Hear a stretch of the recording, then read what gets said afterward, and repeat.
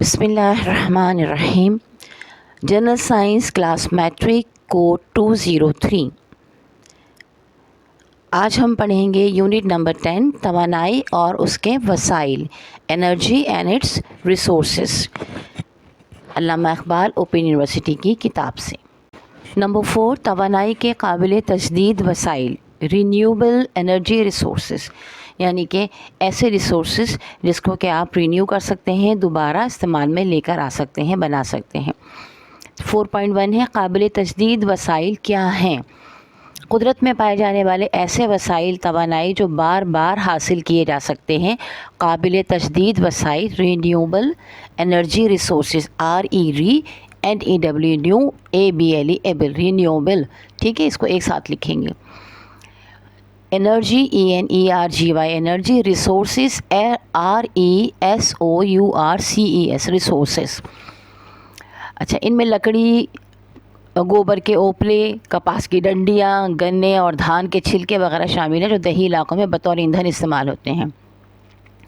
Bio gas, پن بجلی، ہوائی چکی، شمسی توانائی وغیرہ بھی رائج ہوتے جا رہے ہیں۔ 4.2 ہے لکڑی۔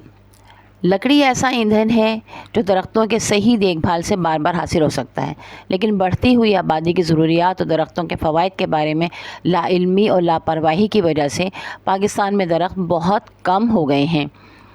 اس مسئلے کو ہم اپنے طور پر ایسے حل کر سکتے ہیں کہ تھوڑی سی زمین پر کیکر یا ایپل جیسے تیزی سے بڑھنے والے درخت لگائیں۔ مثلاً ایپل کا درخت ایک سال میں 2 میٹر بڑھتا ہے۔ گاؤں میں کیکر اور ایپل کی باقاعدہ کاشت سے ایندھن کا مسئلہ کافی حد تک حل ہو سکتا ہے۔ شیشے، دیودار اور چیڑ جیسے قیمتی درختوں کو ایندھن کے لیے استعمال نہیں کرنا چاہیے۔ اس کے علاوہ کھلے چولہے جلانے سے لکڑی کی زیادہ تر حرارت ضائع ہو جاتی ہے۔ جدید قسم کے چولہوں میں لکڑی آسانی سے بہتر جلتی ہے، کم استعمال ہوتی ہے اور نقصان دہ دھواں گیس بھی نہیں اٹھتا۔ بہتر یہ ہے کہ ہر شخص اپنے گھر میں ایک اچھا سا بڑا سا نیم کا درخت لگائے اپنے آنگن میں۔ ایک زمانے میں ہوتا تھا نا، پرانے زمانے میں، کہ گھروں میں آنگن ہوا کرتے تھے، صحن ہوا کرتے تھے اور ان میں درخت ہوتے تھے، بچے اس پہ جھولا بھی جھولتے تھے، وہاں سے آپ کو آکسیجن بھی ملتی تھی، سمجھے وہ ایک آکسیجن کی فیکٹری بھی تھی آپ کے لیے۔ اور جو اس کی سوکھی جھاڑیاں ہو جاتی ہیں، جو پرانی ہو جاتی ہیں، جھڑ جاتی ہیں، وہ جلانے کے بھی کام آ سکتی تھیں۔ یعنی کہ ایک درخت بہت سارے فوائد دے سکتا ہے۔ اور نیم کی لکڑی سے آپ مسواک بھی بنا سکتے ہیں، تو صبح کے ٹوٹ برش کا مسئلہ بھی حل ہو گیا آپ کا، کہ وہ بھی آپ کو آسانی ہوگی۔ سنت پہ بھی عمل ہو گیا کہ سنت ہے مسواک کا استعمال۔ تو ایک درخت لگائیے اپنے گھر میں اور سارے فائدے اٹھائیے۔ اس کے بعد ہے بایو گیس۔ 4.3 گوبر کے اوپلے بنانے سے توانائی کا بڑا حصہ ضائع ہو جاتا ہے۔ اس سے بہتر طریقہ یہ ہے کہ بایو گیس یونٹ لگا کر اس گوبر سے کھانے پکانے کے لیے گیس، پودوں کے لیے نسبتاً بہتر کھاد اور کئی دوسرے کام لیے جائیں۔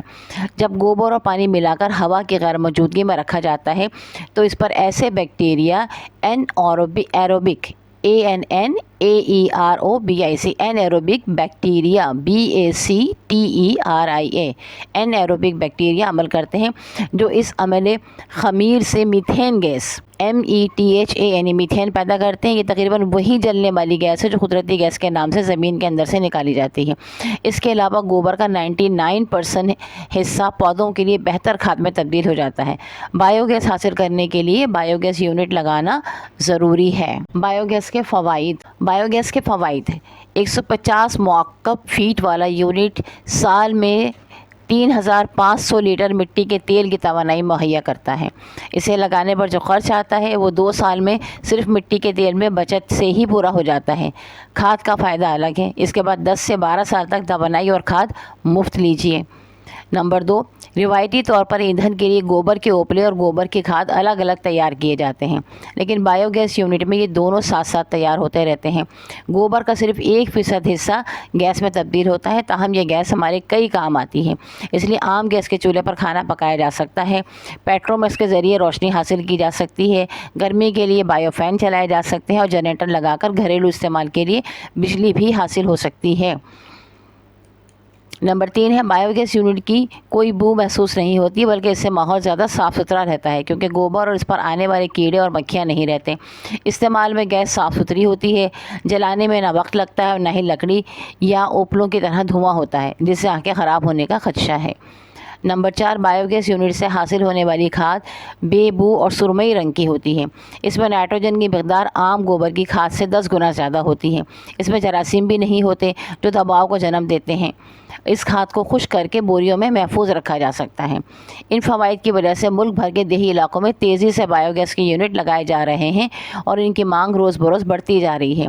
चीन और भारत में भी लाखों यूनिट लगे हुए हैं। इसके बाद है 4.5, हवाई चक्की विंड मिल। जहाँ जहाँ हवा की रफ्तार दरमियानी या तेज़ है और हवा अक्सर चलती है, वहाँ हवाई चक्कियाँ इस्तेमाल हो सकती हैं। देही तरक्की की स्कीम के तहत 2 साइज़ की चक्कियाँ लगाई जा रही हैं। छोटी चक्की तकरीबन 40 से 60 मीटर की गहराई से पानी खींच सकती है। ये पानी इंसान और मवेशी के पीने के लिए और आपाशी के काम आता है। मुल्क के साहली इलाकों में हवा तेज़ होती है, यहाँ पर बड़ी चक्कियों के ज़रिए बिजली भी पैदा की जा सकती है। शमसी तवानाई 4.6, शमसी तवानाई जमा करने वाली हमवार प्लेटें। आपने मुशाहिदा किया होगा कि किसी गाड़ी या कमरे की खिड़कियां बंद हो और उन पर धूप पड़े तो अंदर बहुत गर्मी हो जाती है। इसकी वजह यह है कि शीशा या प्लास्टिक सूरज की शुआओं के लिए तो शफ़ाफ़ है, लेकिन अंदरूनी गर्म सतह से निकलने वाली शुआओं के लिए गैर शफ़ाफ़ है। चुनांचे कमरे या गाड़ी के अंदर हरारत जमा हो जाती है। अगर कमरे की अंदरूनी सतह काली हो तो ये सूरज की शुआओं को बेहतर जज़्ब करती हैं। इस उसूल पर शमसी तवानाई जमा करने के लिए काली हमवार सतहों के सामने शीशा या प्लास्टिक लगाया जाता है। ऐसी सतह पर पैदा होने वाली हरारत उसके साथ लगी हुई नालियों में पानी या हवा को गर्म करती है। हरारत से पानी फैल कर ऊपर उड़ता है और मज़ीद ठंडा पानी नीचे से दाखिल होता है। इस तरह की शमसी वाटर हीटर में तकरीबन 80 डिग्री सेंटीग्रेड तक पानी गर्म किया जा सकता है। ये घरेलू इस्तेमाल के लिए बहुत मौजू है। हमारे मुल्क में ज़राअत में गर्म हवा से पैदावार खुश्क की जा सकती है। पैदावार जल्दी खुश्क होने के अलावा गर्द गुबार और कीड़ों से महफूज रहती है। ठंडे इलाकों में गर्म पानी या हवा से घर भी गर्म किए जा सकते हैं। एक सादा डब्बे पर शीशे का ढक्कन देकर सूरज की तरफ मोड़ दिए। हर 15 मिनट पर फिर सूरज की तरफ मोड़िए तो इसमें इतनी गर्मी हो जाती है कि खाना पक सकता है।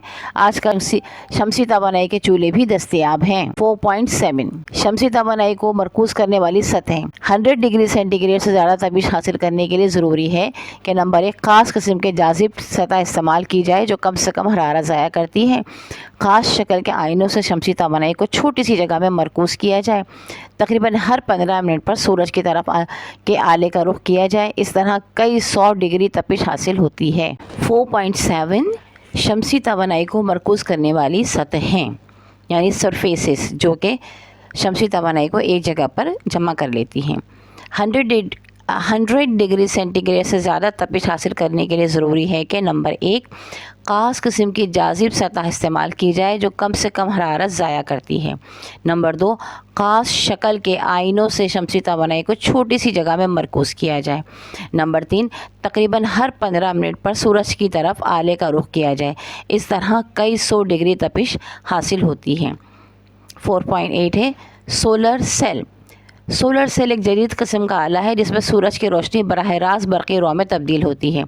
इस तब्दीली में सूरज की हरारत काम नहीं आती और ये ऐसी जगहों पर भी बखूबी काम करते हैं जहां सर्दी हो या बादल छाए रहें। सोलर सेल अमूमन सिलिकॉन की फिल्मों से बनता है। सोलर सेल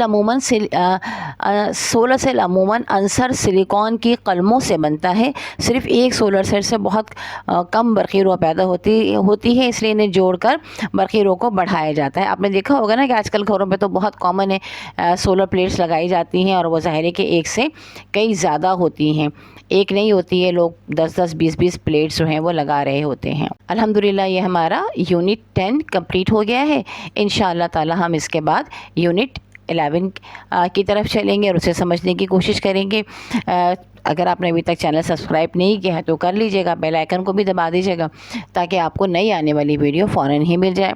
अल्लाह ताला आपको कामयाबी अता फ़रमाए और आपके लिए आसानियाँ करे। हमें भी अपनी दुआओं में याद रखिएगा और इसे एक नेकी समझकर, सदका जारिया समझकर अपने अगले दोस्तों तक, अपने साथियों तक ज़रूर पहुँचाइए ताकि उनके लिए भी आसानी हो। अल्लाह हाफ़िज़।